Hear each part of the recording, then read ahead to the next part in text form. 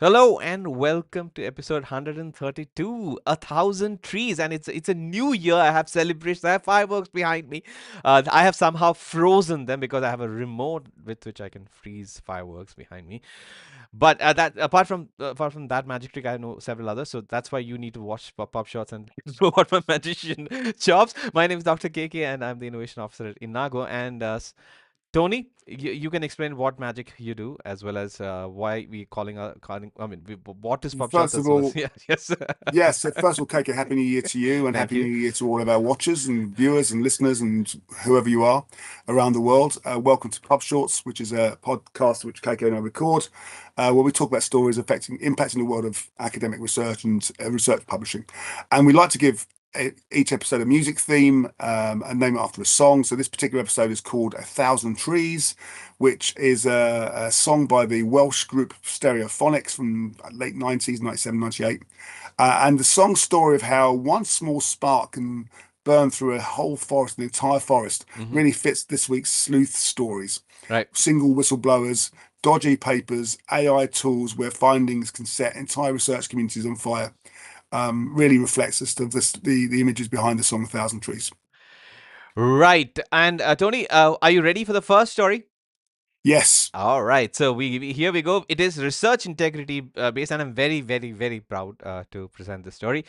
So it's a news feature in Nature titled "This Science Sleuth Reveal a Retraction Crisis at Indian University." So we are talking about Achal Agrawal. We have briefly mentioned him in the top 10 most influential science-related people in a previous episode of PubShots. But this particular article discusses more in detail Achal Agrawal's work. And he is a data scientist who is recognized for his work in exposing research integrity issues in Indian universities. So Agrawal's works or efforts have led to policy change in India's university rankings, where institutions are now penalized for a high number of retracted papers. And before this change, Tony, rankings focused only on publication quantity over and everything else, including quality. And Agrawal started India Research Watch (IRW) to raise awareness about plagiarism and misconduct. And IRW has gained a large following on LinkedIn, serving as a platform for whistleblowers. And data from Retraction Watch database shows India ranks third globally in retractions. So I'm presuming that with more such whistleblowers, there will be more awareness regarding the potential research integrity related concerns in the Indian academic environment, and there'll be fewer retractions moving forward. And Agrawal and colleagues have highlighted how some institutions might be inflating their publication output without proper quality checks. So this is sort of a rundown of the main points of this article. So your thoughts on Agrawal's work as well as I guess India's research integrity situation.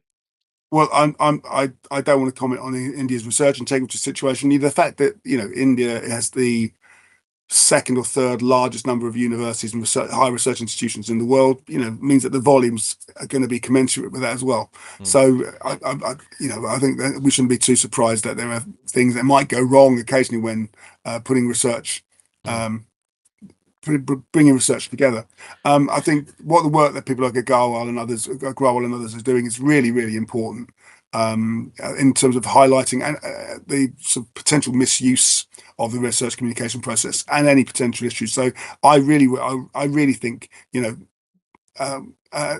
work that he's doing is actually reinforcing the integrity and credibility of the research community by highlighting the fact that look, let's be realistic. Unfortunately, there are bad actors, and very often inadvertent bad actors, mm. or inadvertent papers which don't play by the rules, and they need to be highlighted and they need to be removed. So Right. whether it's India or anywhere else, then I'm afraid I welcome it.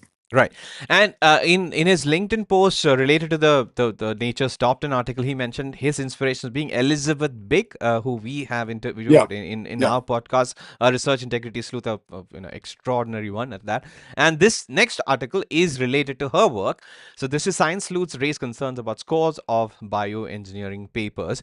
So this is obviously related to the work of Elizabeth Big. She's an research integrity specialist, and she has flagged about 80 papers for issues related to images like duplicated, rotated, or mirrored images, bringing the total flagged to about 90 by other sleuths. And these papers were published over 20 years, Tony, across 33 journals and have been cited Yeah. in a significant number of times. And this is a particular researcher is related to it, and it's a bioengineer. And I'm not going to take the name, but this researcher and his co-authors have been actively correcting papers with over 40 corrections issued so far. The researcher states that investigations found no evidence of misconduct by him. The situation raises questions about oversight in large laboratories and whether corrections are sufficient and or if corrections are needed, especially when issues are described as clear data manipulations. And many critics argue that papers with manipulated data should be retracted and not just corrected. But the author of these papers defends their corrections, maintaining that the paper's conclusions remain valid and that there's no conclusive evidence of purposeful manipulations warranting retraction. So I'll pause my notes there. So what are your thoughts on this? I mean, do you agree with that stance that corrections are sufficient, even if like such large scale misconduct or research integrity gets I attacked? don't think it's black and white. You know, it's not either completely right or completely wrong. If a correction can be made which can rectify the paper, and there is the structure in place within that publication, within that resource to sort of identify an addendum or a corrigium, whatever you call it, correction, um, then it should be used. You know, sometimes you are before this episode started, KK. Mm. You said to me, "What do I think?" About the predictions for 2026, Mm-hmm.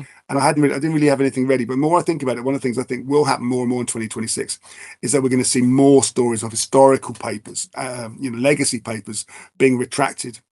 Um, because the tools now exist to be able to identify manipulation, image manipulation, data manipulation, whatever it might be, in older papers, particularly for research that's never been reproduced, for example, or Mm-hmm. no one's been able to reproduce it. So no, my story about this paper and the story about the previous paper is that anything that will reinforce the integrity and the rigor that exists within the academic publishing community, I think, should be welcomed. Right.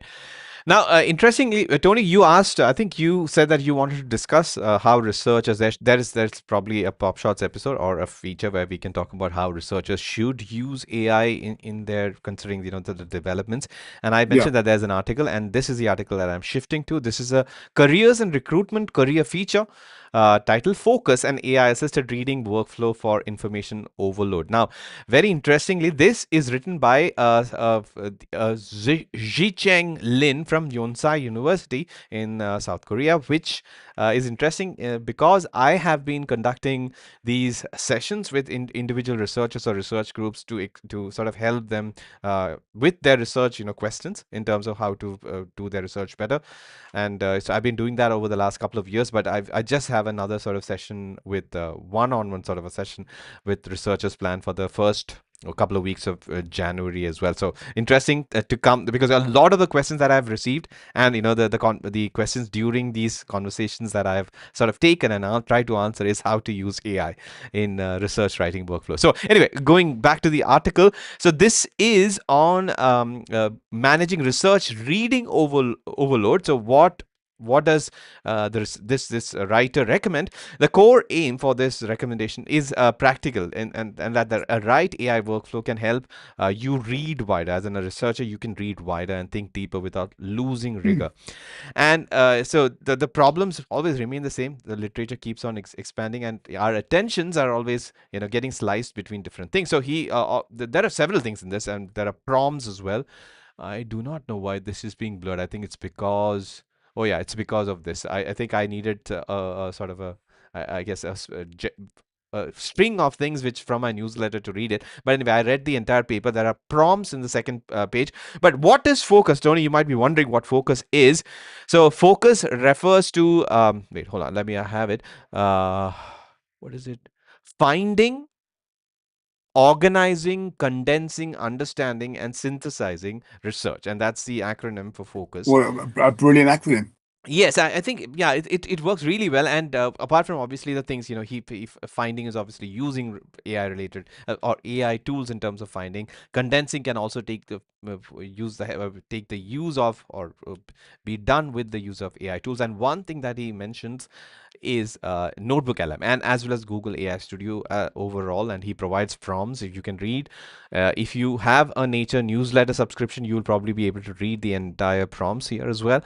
And he goes on to mention that summaries, AI generated summaries, can miss details or add errors, and these should be obviously verified by the researcher themselves. And the author's main stance, and I think you, Tony, you and I also have argued for this, that the main stance is that use AI like an assistant, not a replacement. And if you follow this strategy, the quality of the output will also remain at a relatively high standard. So Yeah, these are some of the broad recommendations, apart from obviously things like ChatGPT, Claude, and yeah, Gemini, and others. So yeah. your thoughts on this? I love the acronym, as you rightly said. It's a wonderful acronym.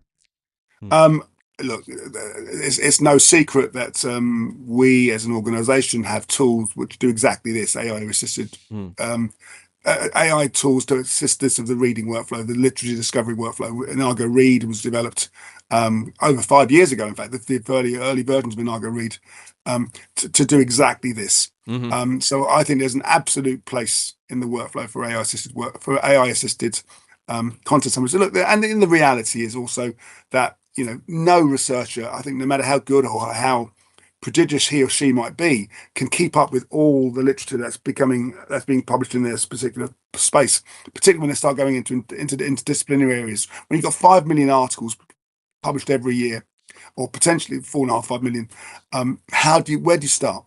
So you need tools like this to be able to tell you, okay, here, if you want to, this is where you need to focus. This is where you need to, this is how you spend your time. There's a limited amount of time they can spend in terms of doing that kind of literature discovery. So let's make best use of that.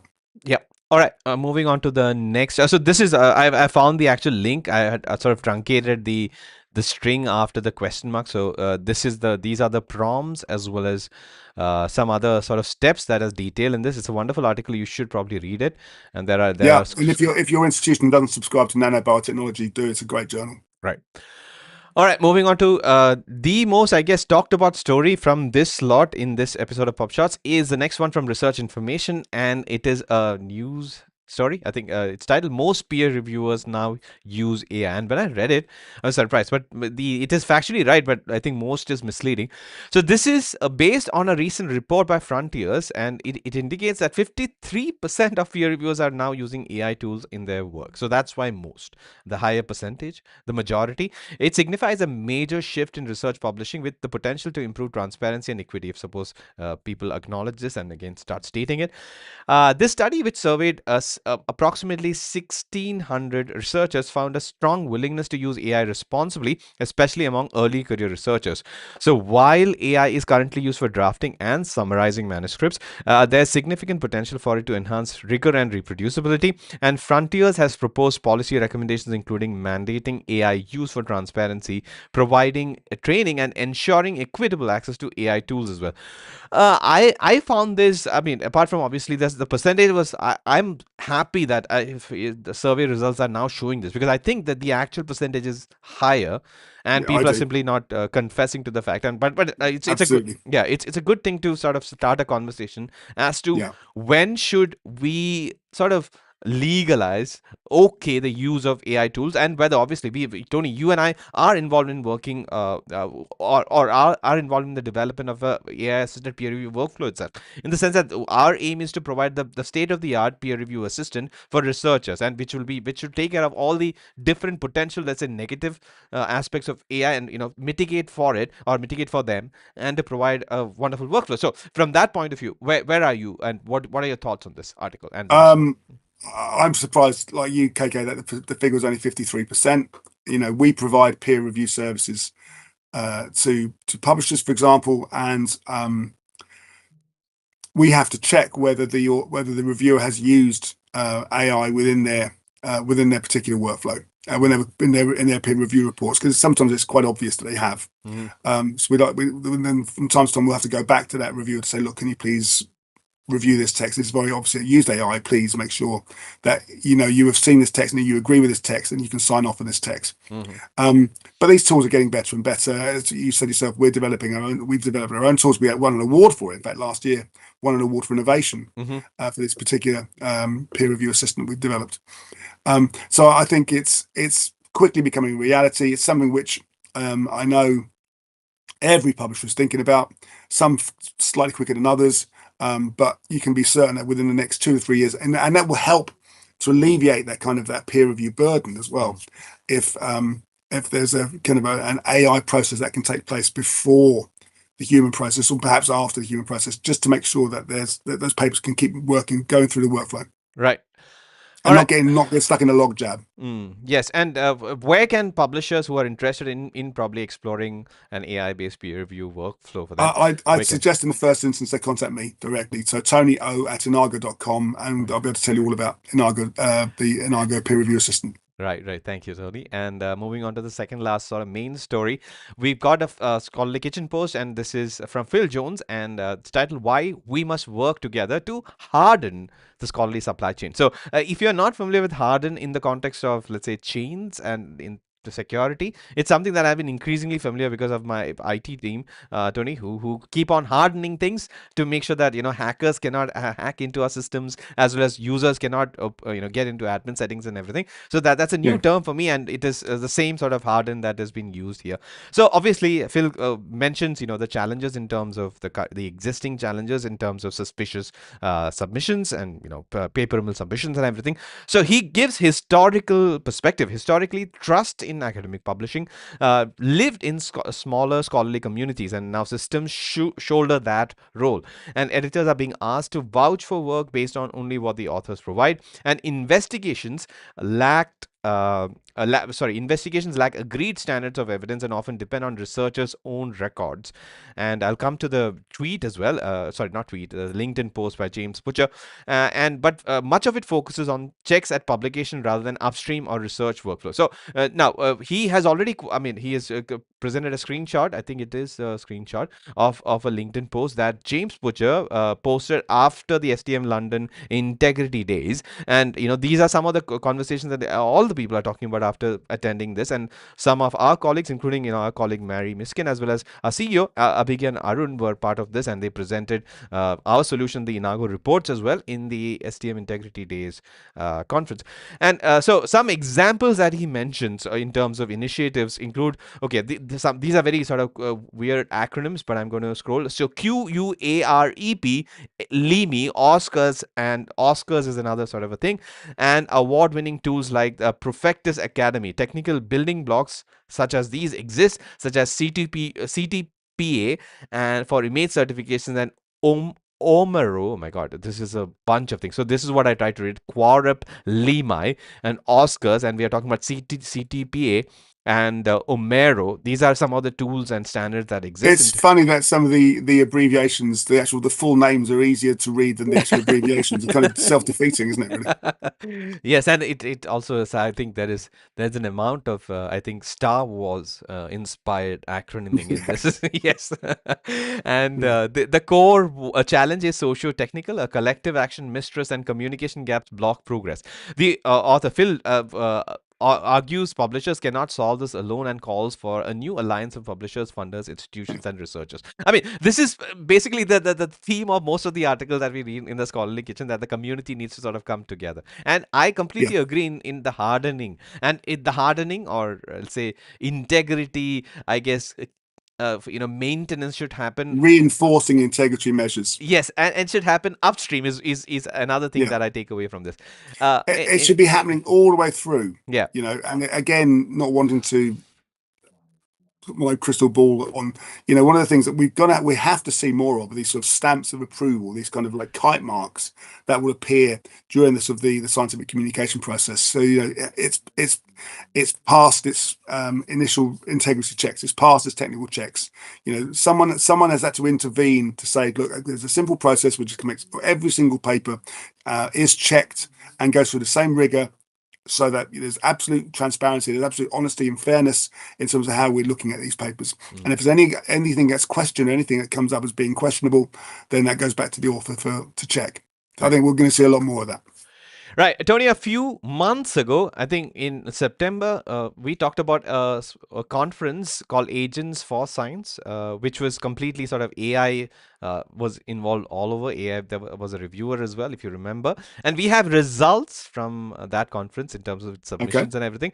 So I'm first shifting to the LinkedIn post from the associate professor at Stanford University, who was, I think, the chairman of the conference, James Zhu.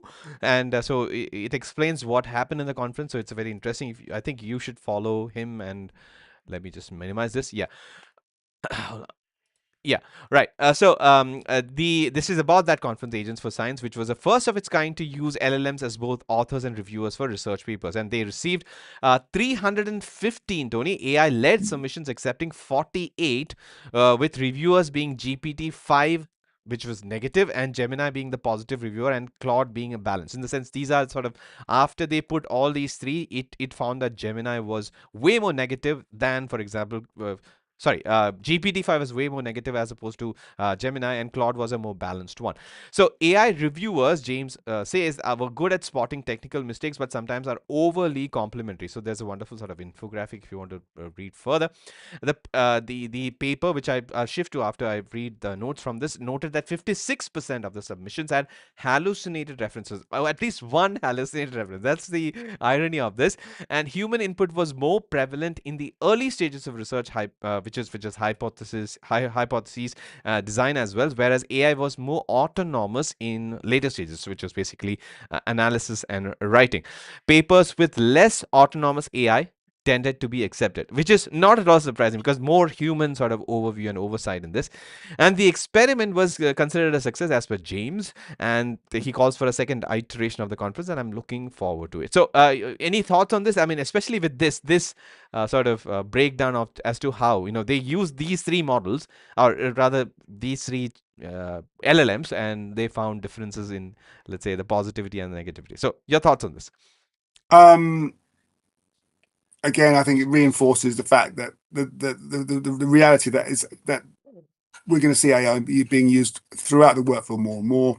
I think conferences like this, um, where they're looking at the work that authors and reviewers are doing and assessing the value of different LLMs in the process is important. I'd like to see more of this being used practically. All right, and the related, so the actual paper is published in Nature Biotechnology. I think this is what I think Tony you recommended, right? Yeah, Yeah, right. So yeah. this is titled "Exploring the Use of AI Authors and Reviewers and Agents for Science." So it obviously goes and explains all of this. I think I don't have access to it. I never had access to it. So I'm just picking up some more points from the original post as well. So the concept of AI co-scientists is used in this entire exercise, and because large language models obviously can access data and also contribute to the actual research output creation process as well. So many exciting examples. So they don't have a conclusion regarding this, but we already covered all the main things. Do you, Tony? Do you have any thoughts on over 56% of the submissions in Agents for Science? Remember, they had about 450 submissions, out of which only 50 or 60 got accepted eventually. But all in the 450 sample set, over 50%, 56% approximately, had at least one hallucinated reference. So is this something sort of like a pain point that everybody needs to sort of work on fixing, regardless of I think yeah. if there's one hallucinated reference in a paper, it undermines the value of the AI tool, and that this is where I hope the AI LLM developers are working, because if you have one hallucinated reference, it kind of defeats the objective of the paper Mm. completely. So one hallucinated reference, you may as well just reject the paper outright. And that's probably what most publishers are doing. So as soon as that can be eliminated, I think the quicker then these tools can be more widely embraced. Right, Tony. We have finished the last main story of PubShot for the year 2025. I'm ready for the four quick hits, the last four quick hits of 2025. Great.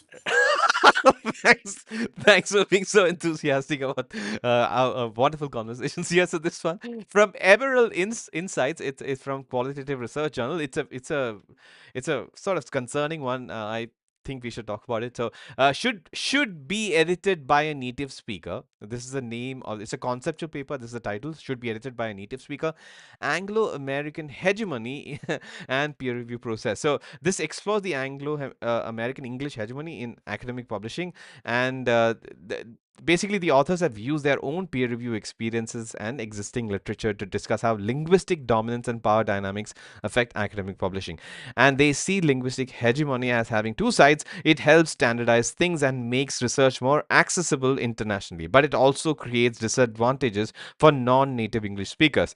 And the Hmm. authors point out that the power plays in peer review are subtle but influence what's considered good academic writing, sometimes confusing fluency with intelligence. And this can lead to a situation where only certain ideas or methods get attention, potentially overlooking valuable insights from different cultures and socio-economic backgrounds as well as geopolitical regions. And the paper suggests that making academic publishing more inclusive globally could strengthen science as a whole. And the authors want to highlight the issue of linguistic hegemony in peer review. So I resonate. I nodded along while I read through this whatever I have access. And as a brand, Inago obviously supports and represents I would even argue global South to a certain extent, especially the non-English speaking world, in terms of getting their research published in English language journals, the most eminent, the highest rated journals. So, what are your thoughts on this? Do we have a problem in the linguistic side of peer review, and is there a bias or anti-bias or a bias against English as second language writers or authors and reviewers? That's a really difficult question. I don't think there's specifically an enforced bias. Hmm. I think there is a we've known for years that ESL authors, English as a second language authors, have a disadvantage in the research communication process because English is still the primary language, the lingua franca. Again, I'm talking Mm. using Latin to describe an English term. It's the official language for academic research. I do think, though, with the increasing use of AI, particularly things like AI translation tools, that we're going to start to see a change. Hmm. If what the author is saying is that some good, maybe use of regional cultural research is missing because it's missing the global literature because it's not being written in English, Hmm. then that's clearly a problem. And I do think we're going to see it, but I don't think we're going to see it very soon. But I do think at some point we're going to start to see publishers saying, look, send us your submission, regardless of language, regardless of what language you're writing. If you're going to write to us in Spanish, we'll find a Spanish reviewer with your expertise to review that paper. Then once it's published, once Hmm. it's passed the review, then we'll translate it Mm. into English. Right. So that, or we can make it available, or the author can choose, or the reader can choose to translate it using online translation tools, whatever.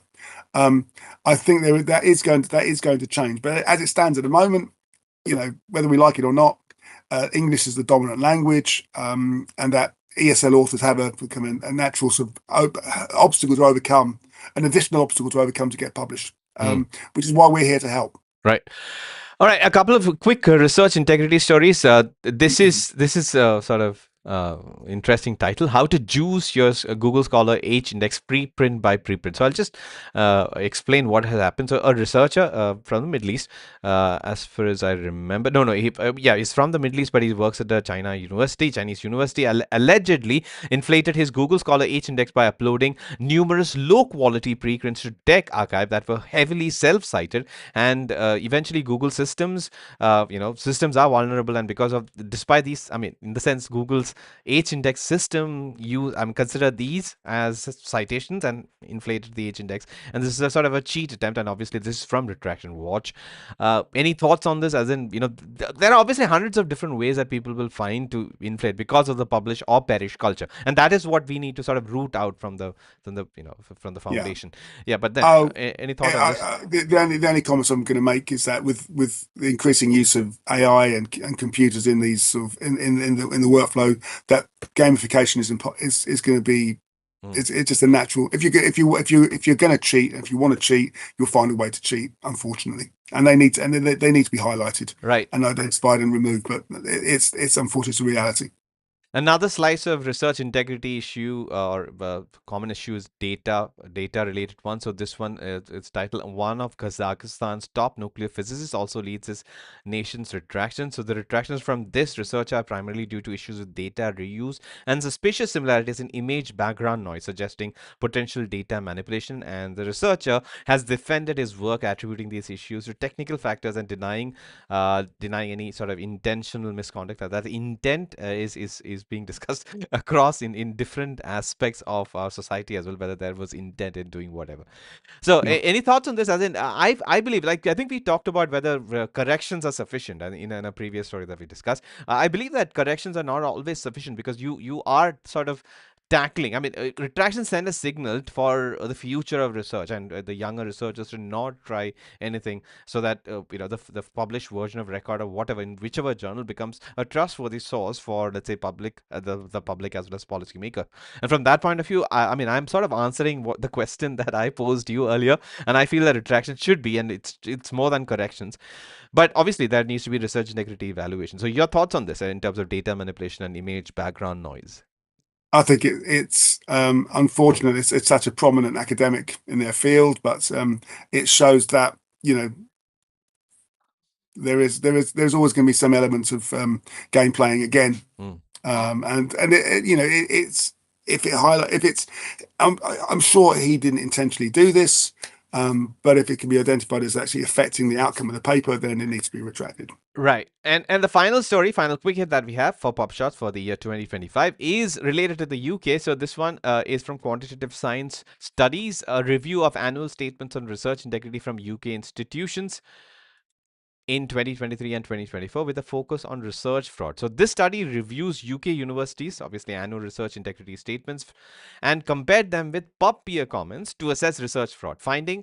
And it found that a significant discrepancy between low institutional reports and a higher amount of concerns raised on pub peer. Basically, the official reports have fewer research integrity concerns as opposed to those on pub peer, which obviously from our point of view and the recommendation of the paper is that for independent investigations, independent bodies to investigate as well as and to increase transparency as well. So underreporting is never good in such cases. So in this they recommend more transparency. Any thoughts on this? I mean, considering UK research integrity is not something that we often discuss in pop shots.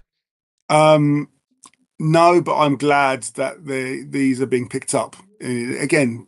Uh, uh, whether we like it or not, the research integrity issues that will arise, and they need to be highlighted. And if there is a discrepancy, then I'm glad someone like a QSS is trying to identify it. Right. All right, and that brings us to the end of Upshots episode 132, the last for the year 2022, and it was called A Thousand Trees. And it seems like, Tony, we must have covered at least 1,000 stories over the last maybe 70 episodes or so that we did in 2025. Maybe more. At least a thousand Yeah. stories, yeah. I mean, each episode is about 8 stories and about 6 shorts. So that's Uh-huh. 14, and there've been how many 70 episodes this But year? I think more than that. Okay, anyway, I think it'll be about 80, 85. Yeah. 80 oh, then easily 1,000 stories. Yeah. Yeah. All And right. what a wealth of information to be able to spend your Christmas watching and absorbing. If you want to spend your Christmas watching episodes of Pub Shorts, Tony, Christmas is past. Now we are in New I Year's. beg your pardon. What did I say? Christmas 2026. I should be saying. If you want to spend your New Year watching these episodes, then I would urge you to go to our Inago YouTube channel and search for Pub Shorts, and you'll see all previous episodes, including those we recorded before Christmas, and this one, which we recorded for the New Year. So yes, and we encourage you to leave comments and give us suggestions for future topics, to share the content with your colleagues, and to obviously to press the like button. Even if you don't like it, give us some ideas and suggestions. We'd love to see differently. I thought you were asking people to hit the like button even if they don't like the content. Okay, No, don't. If you don't like it, let us that know. would be an We, integrity what concern. what can we be doing differently? We'd love to hear from you. Right.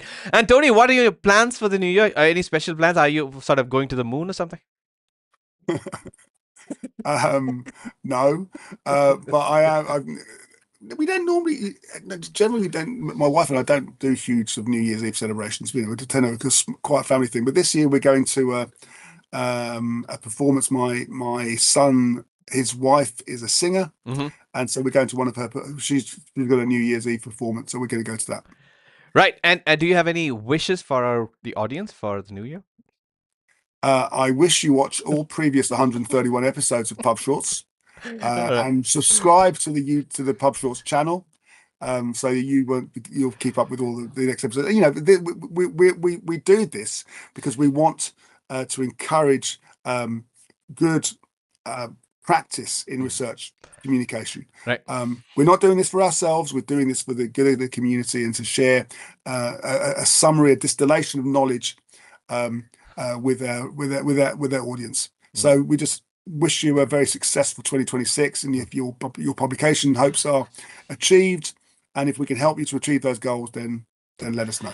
Yes, and it is time for me to wish everyone who is listening or watching us a very, very happy new year for you. Let 2026 bring you a lot of success in all fields of life, including academic research. And I hope that 2025 has been fulfilling and you've enjoyed it thoroughly, despite all the sort of challenges that come with every year anyway. So I wish you the very best in the next year. And that brings us to the end. Tony, I wish you a very happy new year. Happy New Year, KK. Happy New Year, everyone. All right. Bye bye. We'll see you in the next one. See you next.